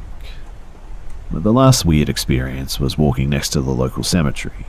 It was on the side of a hill, and it's all pasture next to it, and I remember a stone hitting me, but one too big to be some kind of weird accident with the wind or something. I looked behind, and I didn't see anything, but I started feeling like I just needed to throw up, and I rushed home feeling something was following me. As a final point too, there are a few places in the village that just have a dreadful feeling when you get too close to them. One is an abandoned mill next to a bridge, and going next to it just always makes me feel really off. And I'm not the only one too, as both my cousins and a friend reported feeling the same. Another place is a nameless grave or memorial in the limits of the village that sometimes there are animal bones just lying around it. I asked my grandmother about it, but she always just kind of brushed it off and never really gave us a clear answer. My grandfather always says that there's stuff that we should just leave alone and not to meddle with it. Being honest with you guys, I feel like I have to go, and I really have an urge to know more about that place. But I also feel like I should stay away from that place at all costs. My parents avoid going there, and my cousins told me that their parents won't let them go there either because they think the village is not good for them or cursed or something. I'll keep you guys updated if I end up going back and if there's any more stories. And thanks for listening.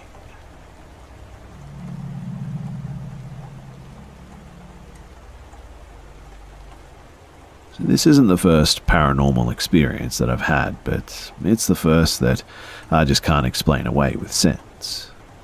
So I work in a mental health facility. It's not a secure unit. It's like a supported living environment where people with mental health issues go after being released from hospital into the community. They're free to come and go as they please, and their issues are just well managed. I worked my first night shift last week with one other staff member. During the night, I was tasked with cleaning the bathrooms. The house itself is a large Victorian building. I had no issue cleaning the place, was very comfortable, until I had to do the bathroom in the attic. Now, I've not been in the attic before, but I went up there with no issue. I don't scare easily. I'm an ex-police officer, in fact. I can handle myself. But the whole time I was up there, I just had this weird feeling in my stomach that I was being watched. I was very uneasy, and this is not like me at all. I looked around, and there was no one there. It was in the middle of the night, and everyone was asleep, so I finished up as quickly as I could and went back downstairs, where I felt better instantly. Again, though, I just couldn't explain why I felt that way. Anyway, I come into work tonight for my night shift. This time I'm the only member of the staff working. I'm chatting away to a resident and mention the way I was feeling last shift. And she then reveals that I'm not the first staff member to say that. Some refuse to go up there at all, in fact. Even the resident herself mentions seeing lights on in an empty room up there in the middle of the night with no explanation as to how a light could turn on and off in a locked room. Okay, so I've now decided that I will skip cleaning that bathroom tonight after all. Cut to a few hours later, though. I'm in the common area on the ground floor, and I hear the hallway door open and close several times. The door I'm hearing is a really heavy fire door, and I assume someone is awake and walking around, so I go out and check. But when I get there, there's no one. Okay, so I just must have missed them, right? But then, as I go to turn around, I watch this door open all the way, stay open for several moments, and then just close. Now, there is no breeze in this house whatsoever. I'd already shut all the windows and the external doors, and there's just really no explanation for this. It's a really heavy door, and it takes a lot of force to open it. But I watched this happen twice, right before my eyes. Can anyone offer any insight as to how a door can open and close by itself like that? Or why I would feel just so uneasy upstairs having no prior knowledge that others have had weird experiences up there too? I'm here for another 9 hours, and I'm scaring myself half to death right now just thinking about all of this.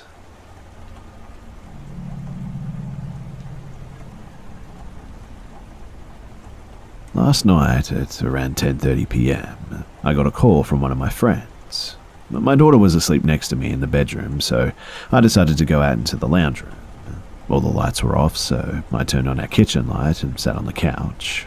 And after about 10 minutes, I got up a little freaked out because our TV just randomly turned on.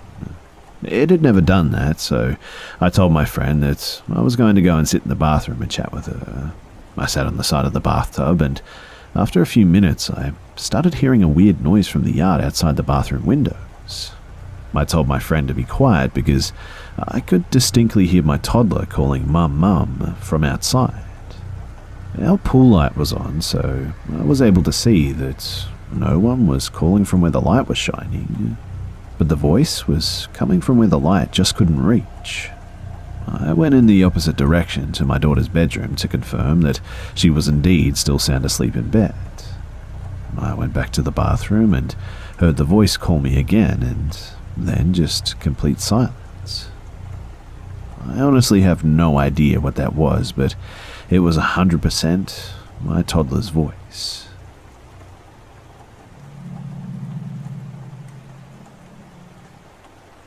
I lived in a house from when I was 3 to 10, where things happened that I just cannot explain. Although I was a child, so my memory could be a little bit foggy. So, my mum was working weekend shifts in Norway, since they have better payments and less tax on those days, so she would go like 5 to 7 days at a time. We're Danish, by the way.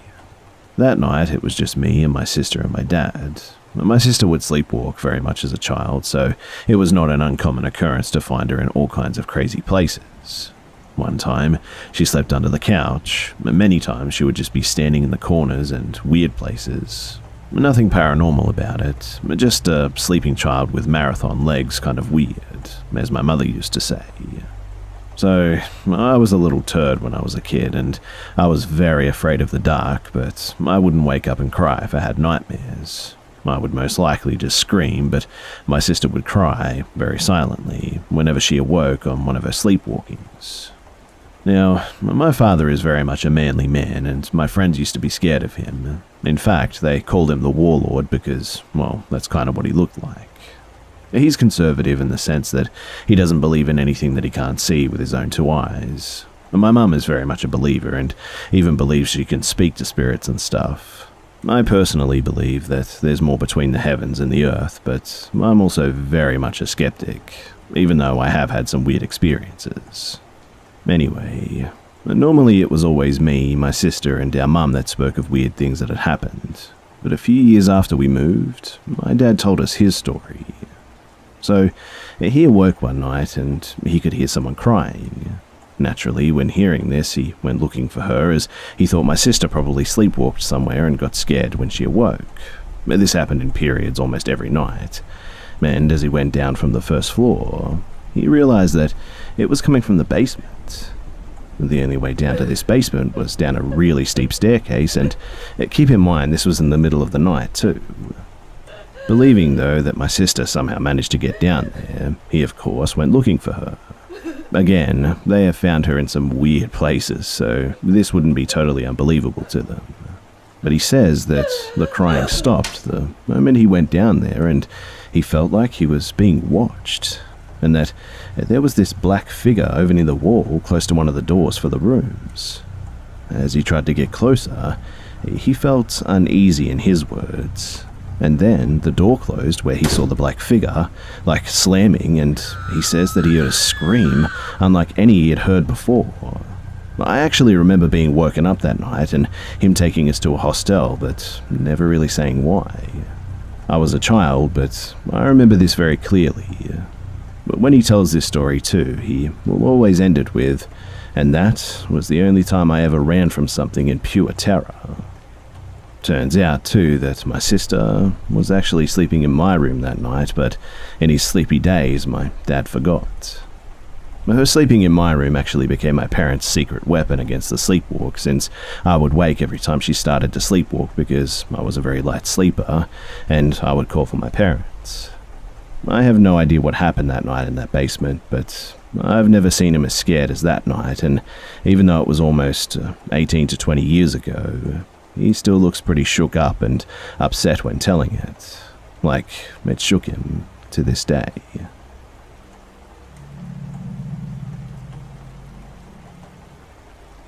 I grew up not far from Manteno State Hospital, an abandoned insane asylum in the far south Chicago suburbs.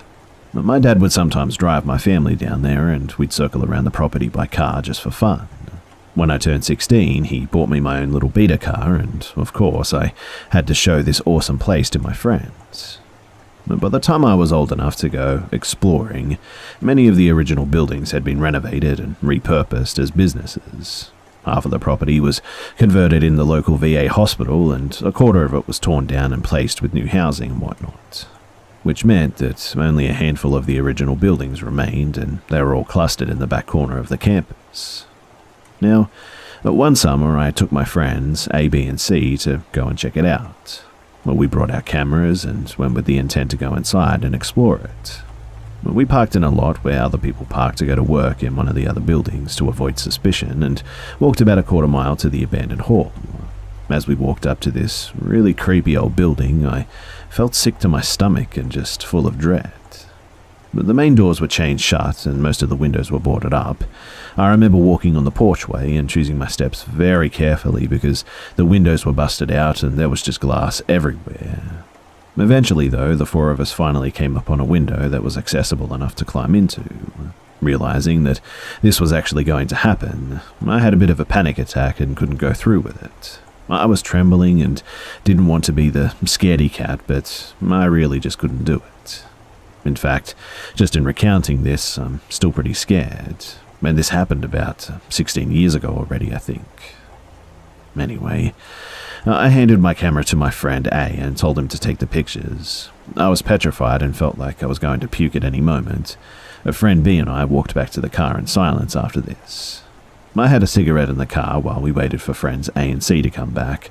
My nerves calmed quickly enough once I was walking away. Friend B confessed that she was scared too and was glad that I said something so that she didn't have to go in as well. Soon enough, though, our other two friends came running back at the car full speed, and we heard their footsteps pounding on the asphalt and quickly unlocked the doors. I started the car up and we were off in pretty much an instant. I assumed that the cops had arrived, so I sped out of the campus and into town, hoping to blend into the normal traffic. I asked them what had happened and if the cops were called, and they both said no. Both friends had gone into the building and said that they heard voices. Both of them also said that they saw a hand curl around the frame of a big metal corridor door and heard it slam shut with an impressive echo. Both of them testified that they heard someone crying, saying, "Where am I?" And at some point they just got too frightened to continue and just decided to bolt. I was obviously spooked. Friend A, who had taken my camera, was eerily quiet. Friend C showed me that he had found a newspaper from 1979 on the floor and he had taken it as a souvenir. I, being the more superstitious type, demanded that he get rid of it though. I didn't want any potential haunted objects or bad vibes in my car, and so he tossed it out the window without too much coercing. It took us about 45 minutes to drive home, and since we were kind of shook, we decided to go to Denny's and rehash the experience. During the ride back, friend A fell asleep. This didn't concern me much at the time, but became an important factor to remember later on, so keep it in mind. So we get to Denny's and friends B and C went in ahead. I woke up friend A and asked him what happened, why did they run, and he said, well, we kind of saw something sitting at the end of the hallway, cross-legged on the floor. I think it was a man, and he was crying and kind of rocking back and forth, I think. He also explained that he thought the entity used his energy to manifest and that was why he was feeling so drained and fell asleep on the way back. But we had a late dinner and then I drove everyone home afterwards. After I dropped off my last friend and was going back to my house, I distinctly felt someone pressing their knees into the back of the driver's seat. It's a familiar feeling if you take the bus in high school. Lots of people prop their knees up on the seat and the feeling is pretty much unmistakable. I yelped and sat straight up so that my back wasn't touching my chair, and I drove home faster when I realized that there was no one there.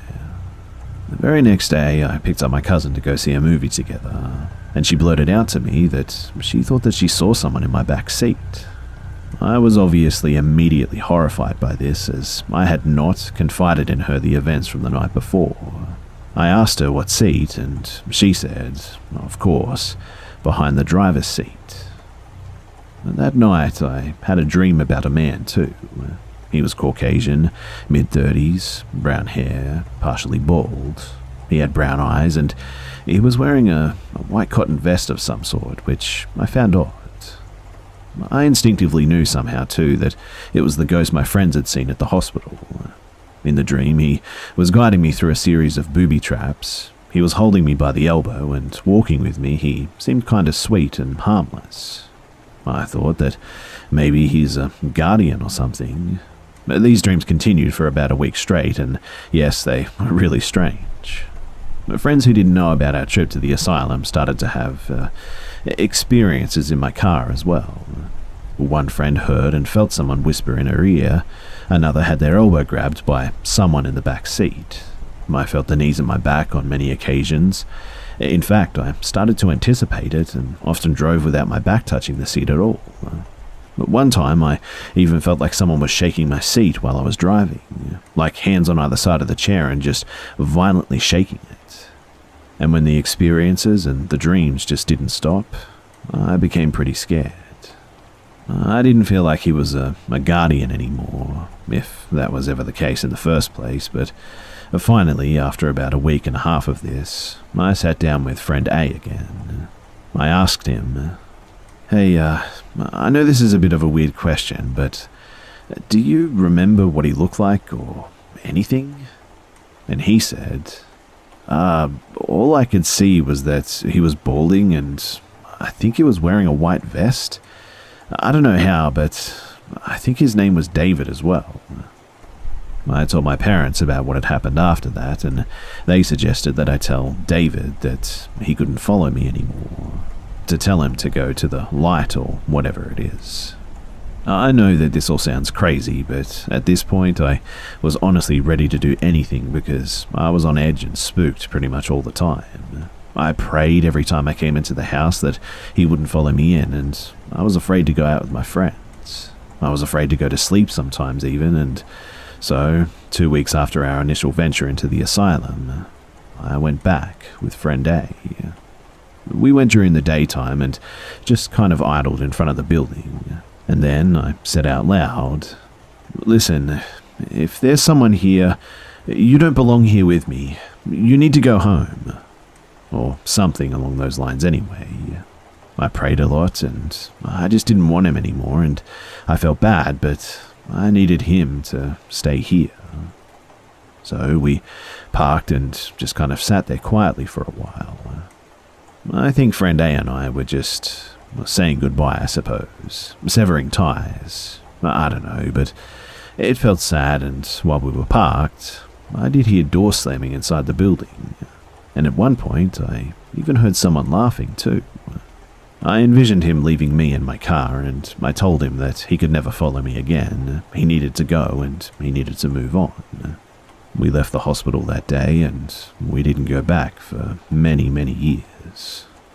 I never did dream of him again after that, and I've never told anyone the full story before for 2 reasons. One being that it sounds just totally ridiculous, I know. And 2, because I'm afraid that thinking about him too much will send some sort of psychic beacon out to attract him or something else back to me, when that's totally the opposite of what I want.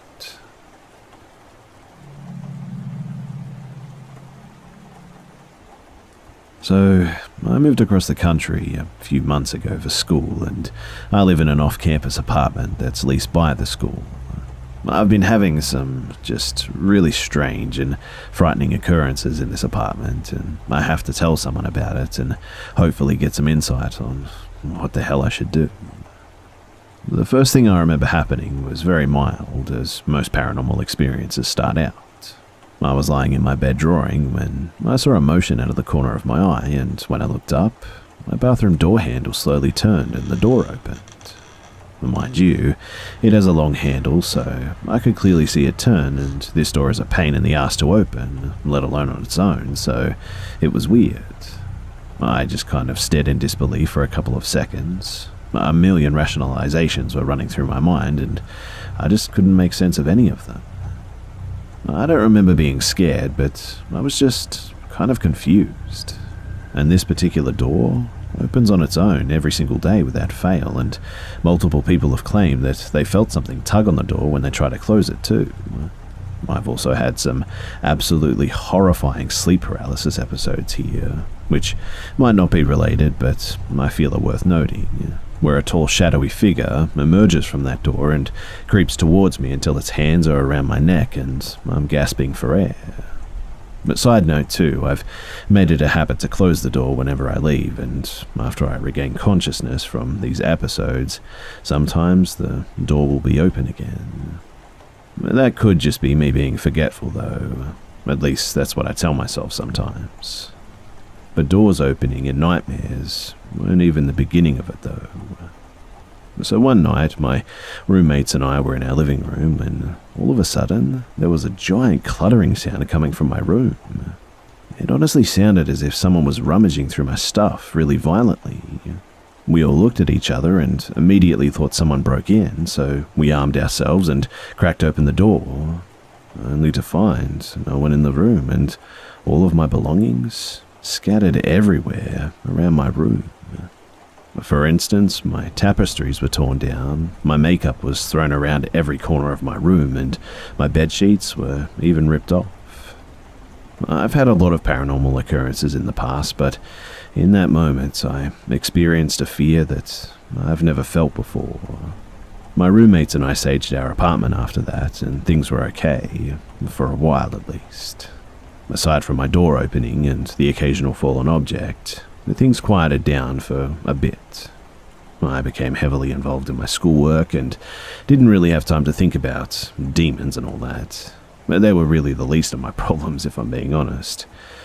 But today, things have begun to escalate. As I was sitting in my class, my roommate walked in with a startled look on her face and said, "Hey, I thought you hadn't left yet." I raised my eyebrow and she explained that she was leaving our apartment when she heard her name being called from my room.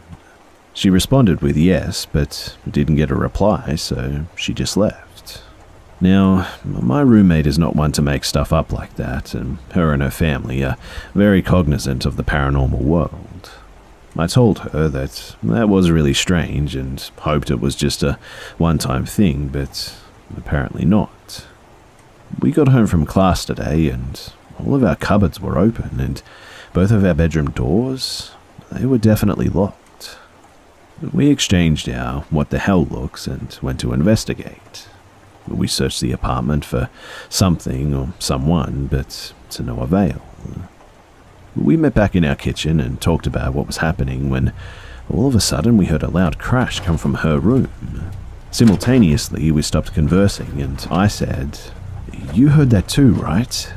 So cliche, I know, but she immediately went towards the sound and discovered that her bathroom door, the closet door, the washer and the dryer were all open. And upon seeing this, we didn't say a word and just casually left the apartment and haven't been back since. And so, my question to you guys is, what the hell do I do in this situation? I have 10 weeks of school left, and unfortunately switching apartments and moving out isn't an option. I would be really thankful for any answers or any guidance here because this whole situation seems to be escalating.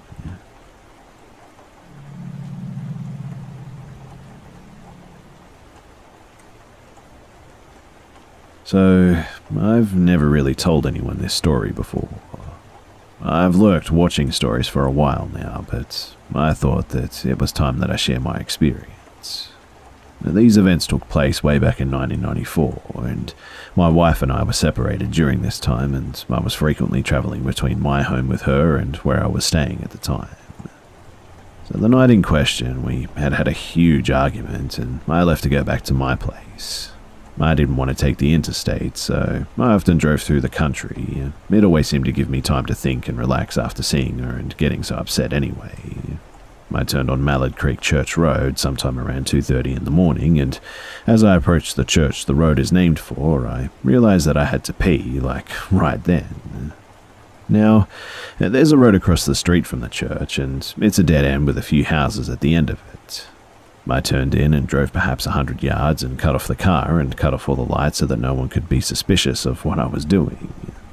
I was just going to walk over to the edge of the woods and pee.